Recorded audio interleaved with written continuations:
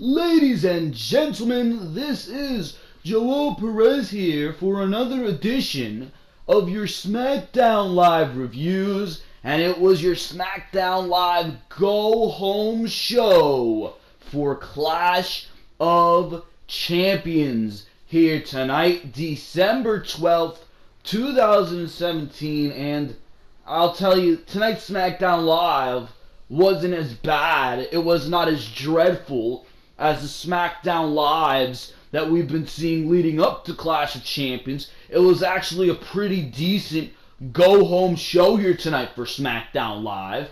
But at the end of the day, it was a mediocre show. It was okay. It was average at best. And here on the Ringside Wrestling YouTube channel, we're not looking for average quality television, especially on a go-home show to the final pay-per-view of the year. That's not what we're looking for, bro. It's just not acceptable. Mediocre is not good, bro. And like Daniel Bryan said here tonight, or Kevin Owens, said here tonight to Daniel Bryan, he asked Daniel Bryan if he was drinking that Shane McMahon Kool-Aid. Well, a lot of you out there, especially doing YouTube content for wrestling, for internet content for wrestling, love to drink that WWE Kool-Aid, bro. You really, really do. You really, really do love to drink that WWE Kool-Aid. And you know what I think of that? I think it's absolutely bogus, bro. Tonight's show was okay. It was average. But at the end of the day, was it a good show? Was it a show that I can tell you, oh yeah, you gotta go watch them back and watch that? No, it's not one of those shows at all, bro. Really wasn't anything too special here tonight. Really nothing to advance towards anything. Only thing that we saw that advanced storyline is what we seen here tonight between Daniel Bryan, Kevin Owens, Sami Zayn, and Shinsuke Nakamura and Randy Orton. That's it. That's it. And everything going on in that storyline, which is one thing on SmackDown Live. But the women are pretty much doing the same identical thing that they're doing on Monday Night Raw. And if you went back and watched my Monday Night Raw reviews, any of them in the past couple weeks, which you should go watch, by the way, cheap plug, I know, but that's besides the point. Anyways, you know, if you go back and watch any of those Raw reviews, that I am not adamant about what they're doing on Raw. And they seem to be doing that copy and paste on SmackDown Live. It's boring. It really, really is. It's generic and it is uncreative. It really is not. You have a whole creative team, yet all we're getting here is lazy ideas that we saw 2 years ago, rehashed idea with these factions that we seen 2 years ago when the Divas evolution or revolution or whatever the hell you want to call it started. Then you got this tag team scene where these tag teams are trading wins, 50-50 booking left and right. I mean, are you kidding me? Can you put some effort into making a tag team feud instead of throwing all your tag teams into one match? It really does not make any sense to me what Aiden English and Rusev, who have just been established as a tag team, have done to qualify for a tag team championship matchup. It really does not cross my mind.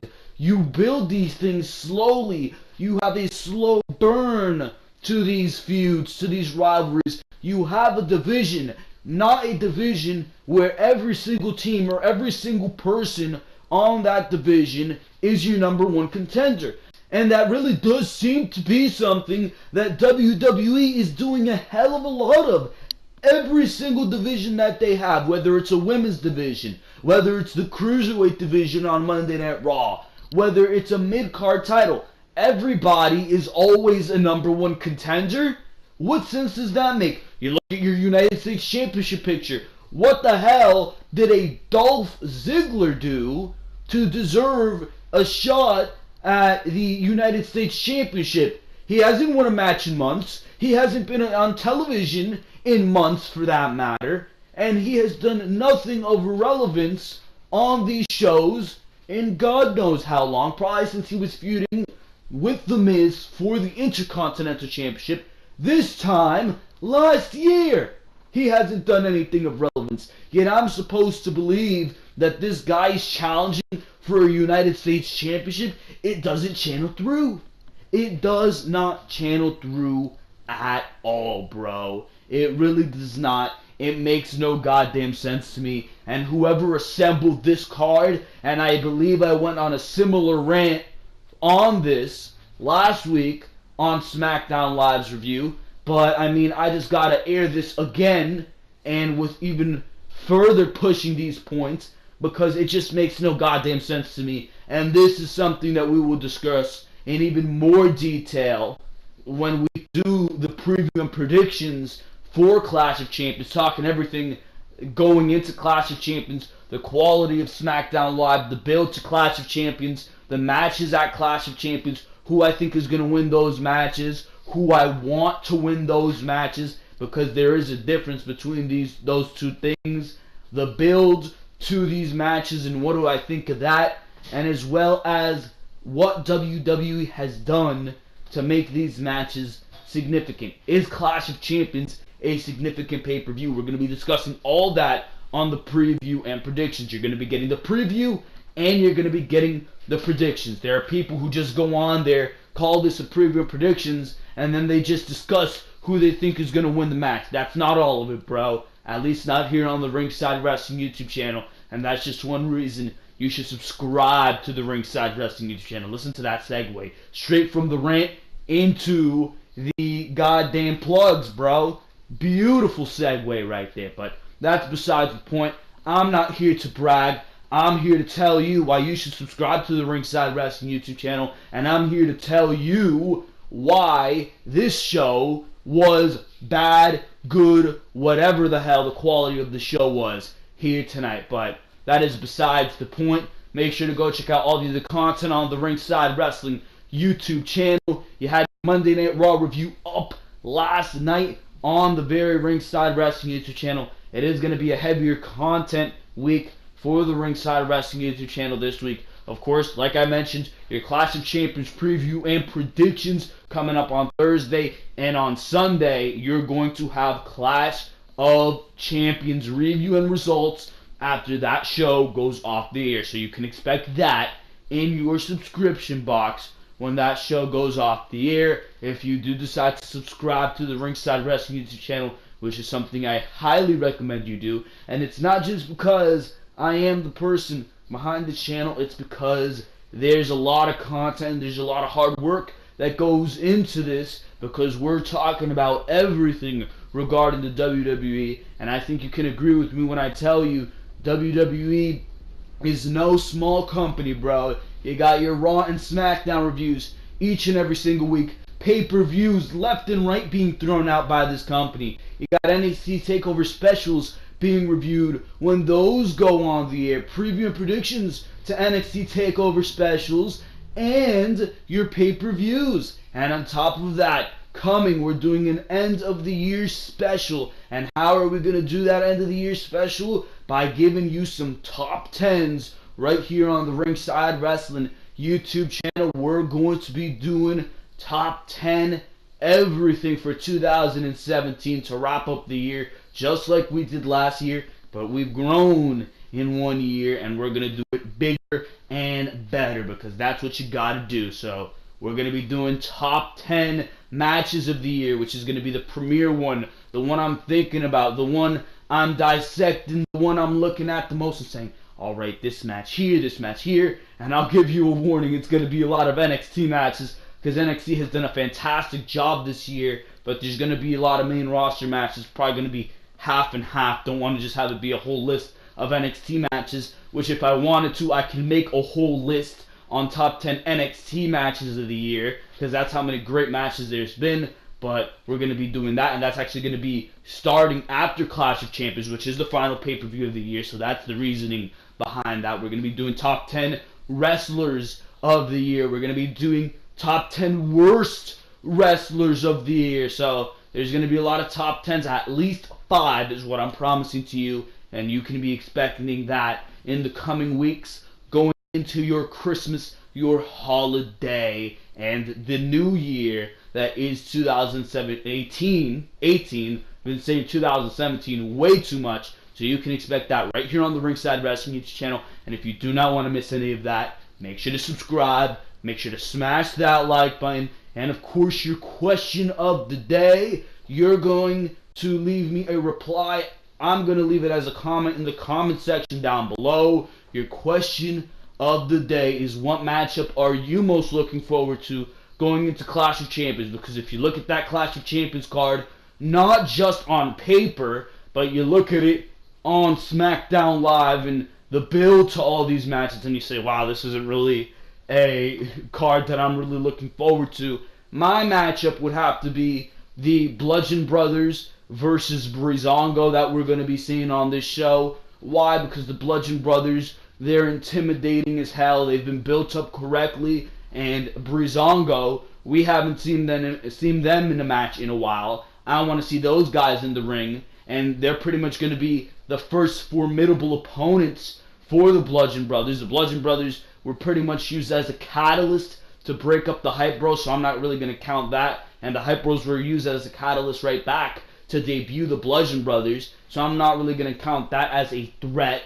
But they've pretty much been fed jobbers. We're fed jobbers here tonight, and Breezango is going to be their first legitimate competition, so it's going to be interesting to see how that goes. And if I had to say a matchup that I was most excited for going into Clash of Champions, it was that match that was announced here tonight on SmackDown Live. But besides that, a lot of other stuff really isn't looking too interesting. I mean, you have AJ Styles and Jinder Mahal going at it for the WWE Championship.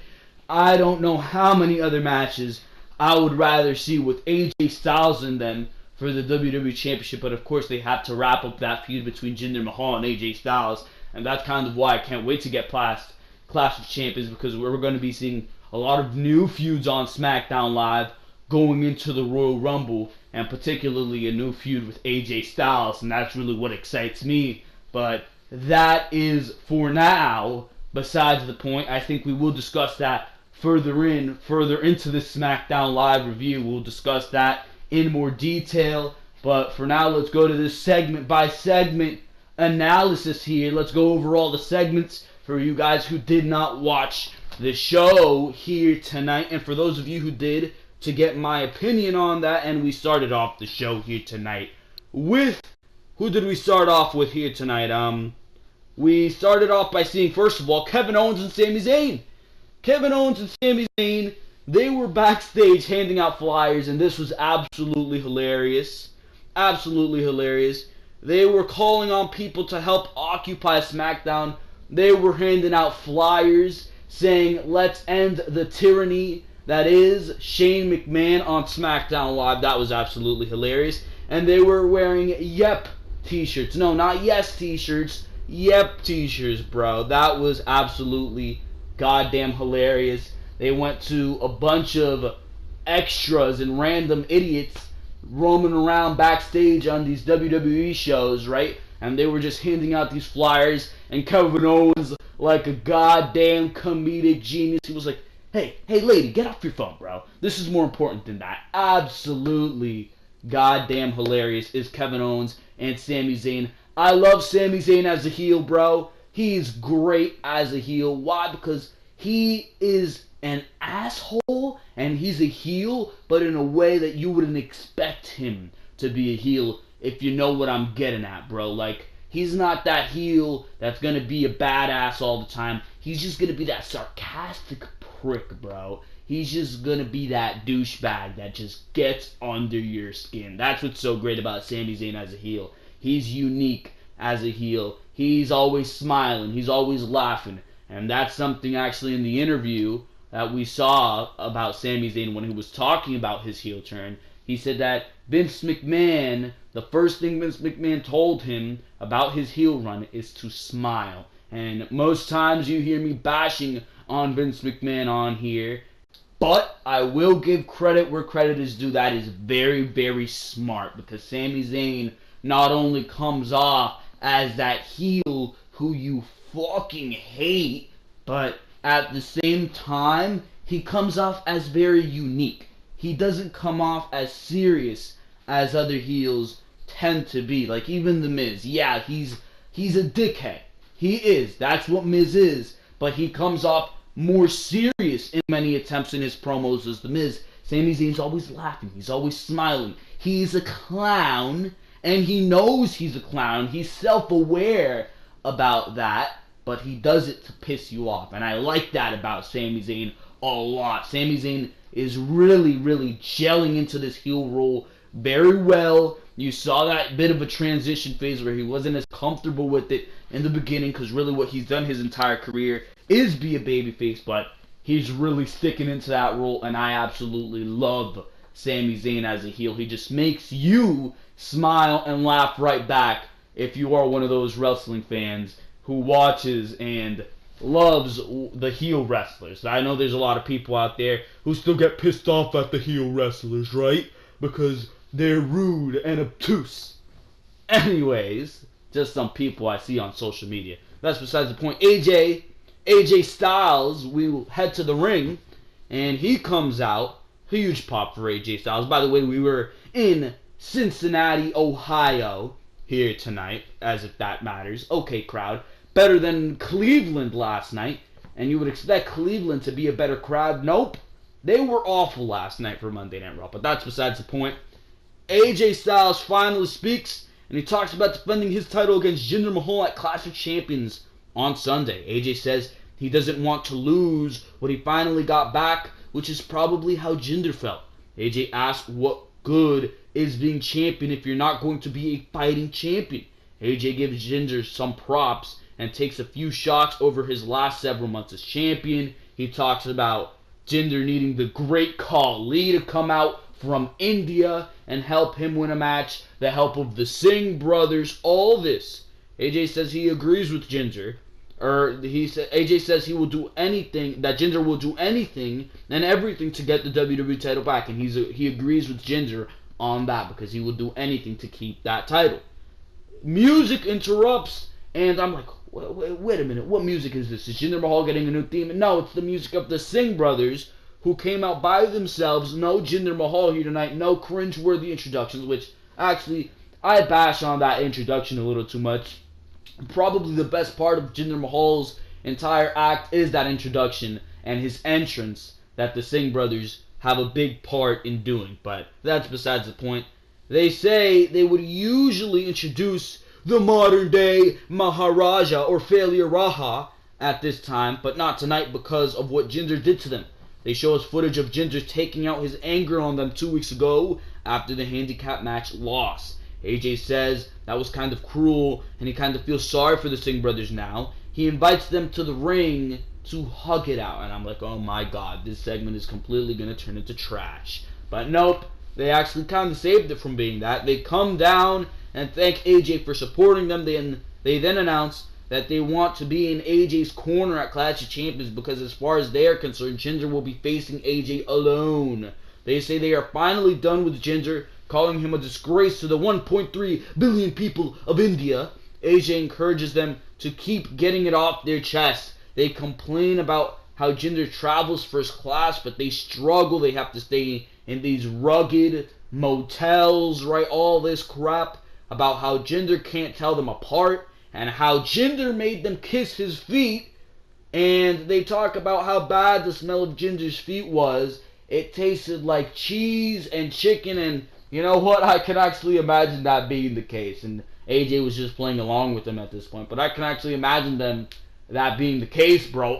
Quite honestly. I mean, Jinder Mahal, everybody on social media, everybody everywhere, including me on this SmackDown Live review, was complaining about how Jinder Mahal was wearing a whole suit and he was dressed all fancy on SmackDown Live the other week, but he never wears socks with his dress shoes. And, I mean, that's gotta cause some type of foot odor, so I can see where the Jinder Mahal Singh brothers are coming from, bro. I really, really can. And AJ, he shows us photos on the big screen, and asked then why were they still with Jinder at the live event in India this past week.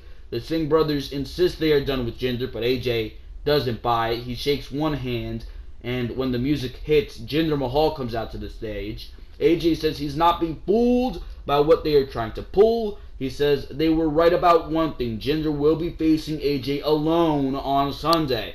AJ attacks the Singh brothers and takes them out. Fans chant Jinder sucks, as they should. And he approaches the ring and gets on the apron, but doesn't go after Styles. Styles stares Jinder down, and he leaves the apron and checks on the Singh brothers as AJ's music hits. So, Jinder Mahal was actually concerned, as I get a notification there, excuse me.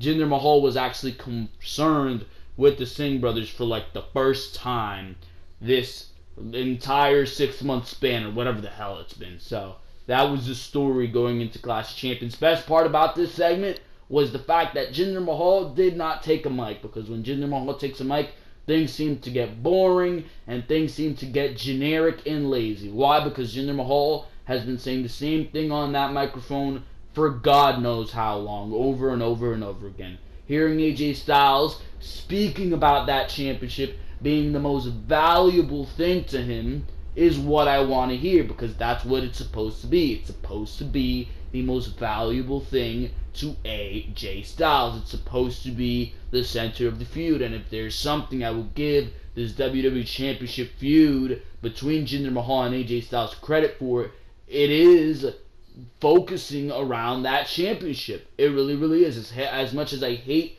to see Jinder Mahal, what WWE is doing with this feud is good. They're focusing it around the WWE Championship.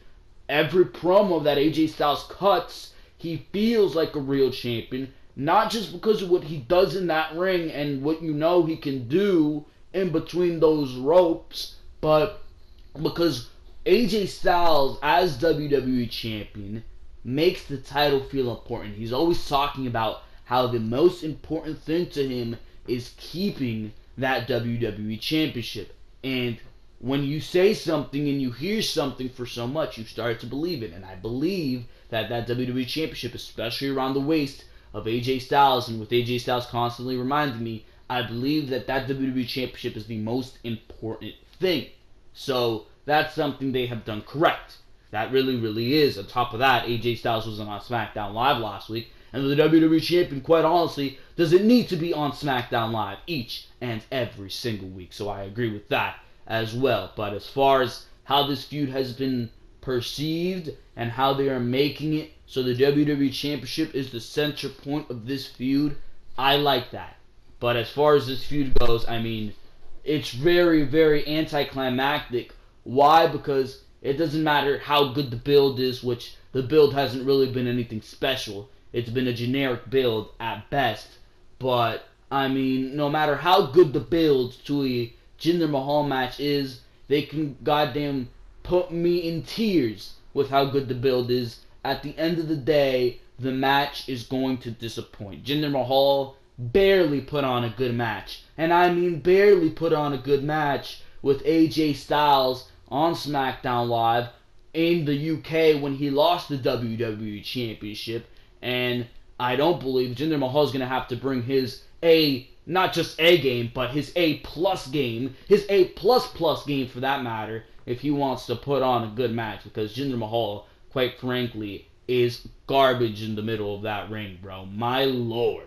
And apparently in India he went 30 minutes with Triple H. Holy crap, I feel bad for those people in India who had to watch a middle-aged Triple H and Jinder Mahal in there for 30 minutes. He was probably blown up at the 20-minute mark with Jinder Mahal because, I mean, goddamn. Goddamn. But that is besides the point. The segment did what it needed to do. It built towards your WWE Championship match this Sunday, as if anybody cares. We just want this over with. Why? So Jinder Mahal can be out of the title picture. At this point, I have no belief that Jinder Mahal will win back that WWE Championship. But who am I kidding? WWE, knowing these fools, Jinder Mahal is going to be your new 2-time WWE Champion this Sunday at Clash of Champions. And that cannot scare me more. My God. But I firmly believe, especially with what AJ Styles has done in this month that he has been WWE Champion, that match he put on with Brock Lesnar, my God. I firmly believe that at this point, AJ Styles is going to remain WWE Champion and that Shinsuke Nakamura is going to win the Royal Rumble and everybody's going to get to see what they want to see. Because, again, I'll say this, with the other main event for WrestleMania in the Universal Championship position being Roman Reigns and Brock Lesnar, realistically, there's not much else to look forward to as far as big matches go on WrestleMania. So WWE has to deliver with this WWE Championship match. And I think, and I've said this for months now, that AJ Styles and Shinsuke Nakamura is the best way to go. For now, let's move on to the next segment, and that is Ruby Riott versus Charlotte. Now, in this match, we had, first of all, before this matchup, they showed one of those long WWE promo packages just showing this entire feud. And I say this again, why is it that these promo packages make WWE television look like the most thrilling TV show ever to be found on television? These guys on the production crew who make these promo packages and videos, bro, they do an absolutely fantastic job. If only these guys were the one handling WWE television, I feel like WWE television would be a lot better off, because what we've been seeing on Raw and SmackDown in the past couple weeks, in the past couple years for that matter, has been absolutely abysmal. But that is besides the point. Ruby Riott versus Charlotte. This match pretty much didn't happen, because all this match was Charlotte started attacking all the members of the Riott Squad, and Natalya, who was on commentary, included. Eventually, the numbers game caught up to her. Natalya attacked Charlotte on the outside, which ended the matchup in disqualification. And the Riott Squad picked the bones of Charlotte. And clearly, Natalya didn't do anything because she wanted Charlotte weakened for their championship match this Sunday at Clash of Champions, right?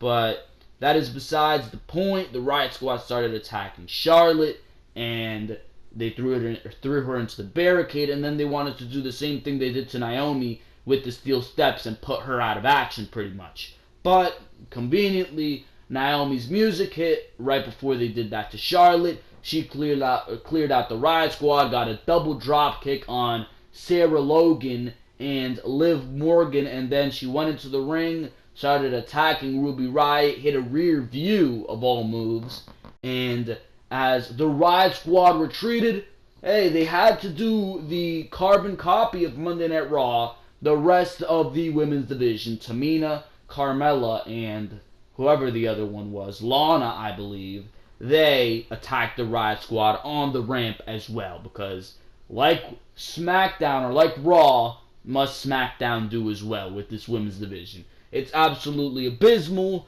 Cut the goddamn garbage with the factions, with these three women in this Riott Squad who have nothing to do with each other outside of the fact that WWE wants to have these factions for some apparent reason. It makes no goddamn sense. And once again, just like they did on Raw last night, why am I still watching this woman? What incentive do I have to watch these women going forward if we've already seen the end of it? Pretty much, we've seen the end of it. I mean, the Riott Squad was sent packing.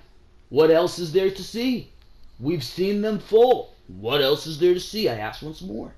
Nothing. That is the answer. So, what's the point of all this? On Sunday, who wants to see Natalya versus Charlotte in a lumberjack match? I don't. I'm sure you don't. And there's pretty much nothing to see here. That's all I think about that. SmackDown General Manager Daniel Bryan is backstage on the phone, apparently with Shane McMahon.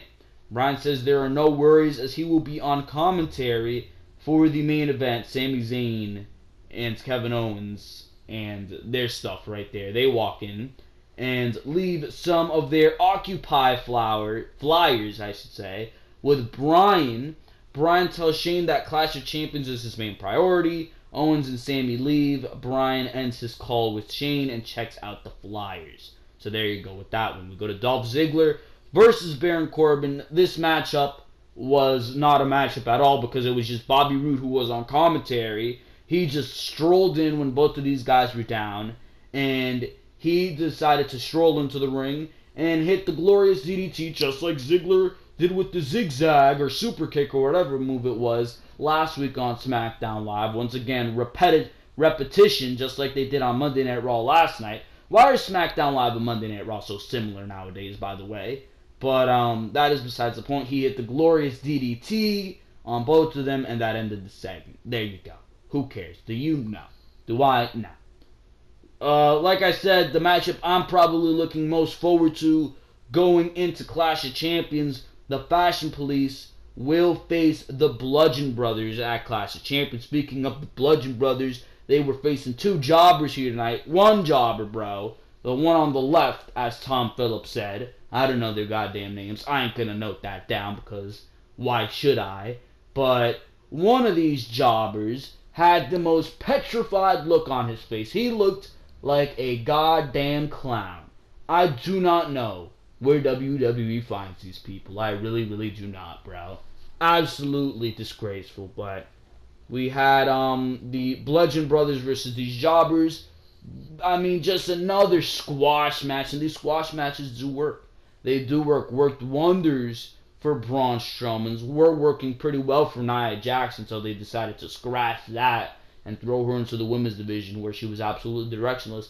But it's working for the Bludgeon Brothers. People are behind this gimmick along with that badass entrance and that badass theme music and keeping them tough like this. Their presentation is pristine. Don't give up on this and you can have these guys be something serious in the SmackDown Live Tag Team Division. These guys, and I'll say this once, I'll say it again, these guys are what the Ascension should have been on the main roster. It's unfortunate that it's taken this long for WWE to finally get something right with Eric Rowan and Luke Harper, but hopefully they stick to the plan because a lot of times WWE likes to do these jobber matches for a week or two and then they like to throw it out the window. Hopefully that's not the plan. Hopefully they keep this going and the Bludgeon Brothers can continue to be a dominant force on SmackDown Live. So there you go, ladies and gentlemen.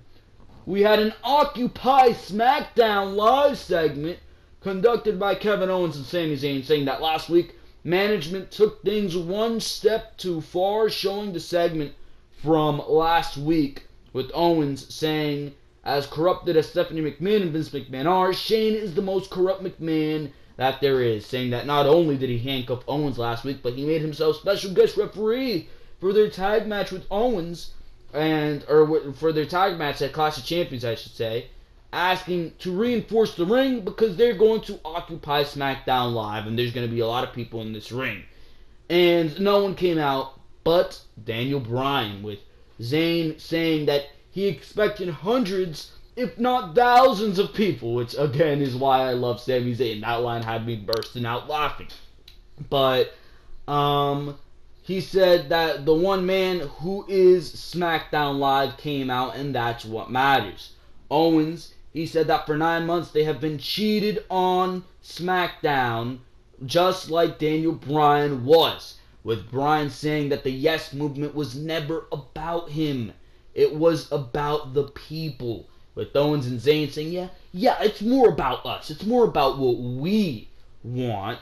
Saying that Daniel Bryan and Owens, he said that he can't believe that Daniel Bryan is drinking this Shane McMahon Kool-Aid. I'll say it once and say it again, just like a lot of these retards, or let me not say that word, goons, buffoons, loons out there, there's the better word, loons out there, who want to drink the WWE proverbial Kool-Aid, and they want to think that everything going on WWE television is absolutely jolly and fantastic. One example, Simon from What Culture, giving these shows like 15 ups and 3 downs. It's ridiculous. It really, really is. But that is besides the point. Just one line that stuck out to me in this entire promo.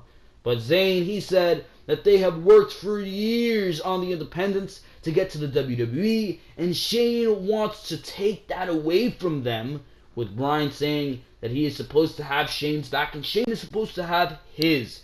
And he has seen that Owens and Zayn are truly talented, so he will make sure this match is fair, saying that he will be the second special guest referee in the match. which had Sami Zayn and Kevin Owens very happy. Now the commentators, they were going crazy. They were like, how the hell is this even going to work? And quite honestly, it's true. How the hell is this going to work? And they did not explain that. Daniel Bryan was on commentary for the main event matchup. It was Kevin Owens versus Shinsuke Nakamura. And he was pretty much saying, well, we're going to figure it out. You know, there's a lot of things we do in WWE that we don't know how we're going to do it, and we'll just do it. What type of explanation is that, bro? How much sense does this make? I really don't understand it. But we're going to have a second special guest referee at Clash of Champions. This just makes it, I don't know where the hell they're going with this. Pretty much, I think at Clash of Champions it's going to be that Shane McMahon and Daniel Bryan are going to have some big disagreement in the middle of this ring. And it's going to spawn off into a feud between Shane McMahon and Daniel Bryan. Maybe even going into WrestleMania. Now, there are a lot of people out there saying that there's no way Daniel Bryan's going to be returning into the ring, and there's no way this is going to spiral into a in-ring confrontation between Shane McMahon and Daniel Bryan. Maybe it's going to result in a team Daniel Bryan versus a team Shane McMahon. I don't know. I really do not know, but it really does seem like Daniel Bryan is favoring Kevin Owens and Sami Zayn, and you can even say that further when we talk about the main event in just a few when we get to that. But anyways, we move on to Aiden English and Rusev. And Aiden English here today was singing about the 12 days of Rusev, and that got a huge pop. I'm telling you, bro, Aiden English and Rusev are over, and they got over by themselves. And I wonder how WWE is going to perceive that going further and further into the future, where I can only guess that they're going to get more and more over, bro. I feel like WWE, every time somebody gets over on their own, guys like Zack Ryder, guys like Bray Wyatt, guys like Cesaro, and his tag team with Jack Swagger, anytime these guys get over on their own, Bad News Barrett, perfect example as well. Anytime these guys get over on their own, I feel like WWE tries to undermine these guys and puts these guys in a position where there's no way these guys can possibly prosper. I mean, you're seeing it with Finn Balor right now on Monday Night Raw. Finn Balor was a huge star in NXT. What the hell are they doing with him? They're making it so you cannot possibly give a single crap about Finn Balor. It is absolutely disgraceful. It really is. But we move on here. We continue here. And out comes SmackDown Tag Team Champions, the Usos, for a non-title match. The Usos talk trash. They're saying all this stuff about, you know what Aiden English needs to get for Christmas? A new tag team partner. Some music, some singing skills, some new singing skills, bro. He needs to get himself a brain because he ain't going to be winning those tag team championships. So there you go with that one. Out came Chad Gable and Shelton Benjamin. They knocked the other teams. They called them weak. He says there's all these days. The New Day, the Rusev Day, the Day One is Ish. Screw these days. The days don't matter, bro. All that matters is Sunday when they win the tag team championships, because that's going to be collecting day. And the next Tuesday on SmackDown Live, I believe they said, is going to be the day they put everybody in their place. So there you go with that one. That's what Chad Gable and Shelton Benjamin said. And they go on about winning the titles on Sunday. Before we go to commercial, we come back to the Usos versus Aiden English and Rusev. Pretty decent stuff here. Aiden English and Rusev actually got a win over the tag team champions. Look at that one, bro. They got a win over the tag team champions. It was Rusev who hit one of the Usos with a super kick on the outside, which allowed Aiden English to roll that Uso back in, hit some type of DDT, like a flatliner DDT that Aiden English hit, and that gave them the pin and the victory. So there you go with that one. Aiden English and Rusev getting an impressive win over the tag team champions. I mean, I wouldn't mind seeing a title change and giving the title to Aiden English and Rusev. That'd actually be pretty cool, but at the same time, the Usos are doing the best work of their careers, and I think they only deserve to be rewarded for that one. So we move on here to AJ Styles, who was interviewed saying that unlike Jinder Mahal, he doesn't need anybody's help to retain his championship. Jinder Mahal then bursts in with the Singh brothers by his side once more. So the Singh brothers clearly flip-flopping back and forth. And he attacks Styles, saying that this Sunday Styles will not defy the odds and beat him for the title. I'm sure that if Jinder wins, he will be defying the odds, not AJ Styles. But we move on here to the main event of the evening. And it was Kevin Owens versus Shinsuke Nakamura here tonight. And I mean, this was a good match. It was a very good match. And every time a combination of these guys steps in the ring, we see a good matchup. And that's kind of why you can't complain about this entire program. It's 4 top guys mixing it up with each other. It's a combination. Randy Orton and Sami Zayn, Kevin Owens and Randy Orton, Kevin Owens and Shinsuke Nakamura. And I'm glad they have not done Sami Zayn versus Shinsuke Nakamura, because it shows me that they realize that that's a big matchup, being that that was Nakamura's debut matchup, and that they can clearly save that for a pay-per-view in the future on a grander scale. And I enjoy that they realize that. But that's besides the point. This matchup was pretty much setting up towards Clash of Champions and a possible conflict that there's going to be with this dual referee garbage, because it was Kevin Owens who forearmed the referee. And what pissed me off is that he elbowed the referee. You're acting like this referee just suffered a career-ending injury and Daniel Bryan had to step in or some garbage would have gone down. Anyways, Nakamura hit Owens with the heel kick.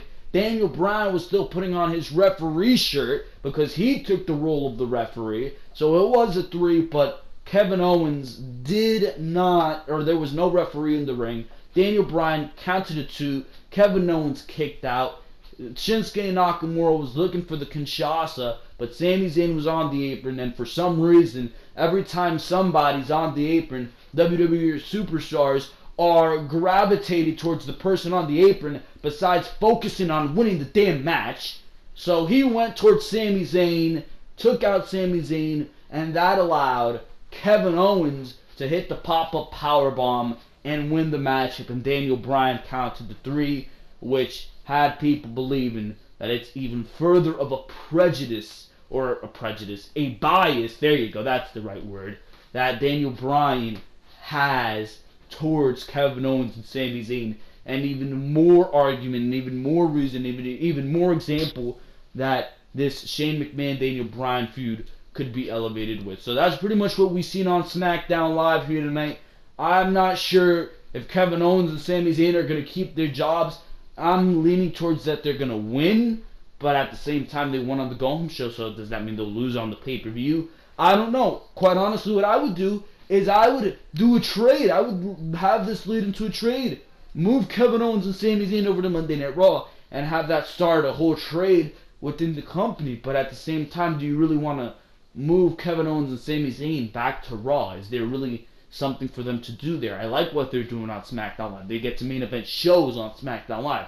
They ain't going to be doing that in the Shark Tank that is Monday Night Raw. So there's a lot of discussion to take place here. But that's pretty much the line of discussion, and we're going to be discussing this in a lot of detail on your preview and predictions. So, ladies and gentlemen, if you do not want to miss any of that, make sure to subscribe to the Ringside Wrestling YouTube channel if you have not subscribed yet. I honestly do not know what you are waiting for, and of course, make sure to go check out all the other content on the Ringside Wrestling YouTube channel. You got your Raw reviews, SmackDown reviews, pay-per-view reviews, NXT TakeOver special reviews, preview and predictions to NXT TakeOver specials of pay-per-views, and of course, your end-of-the-year top 10s coming.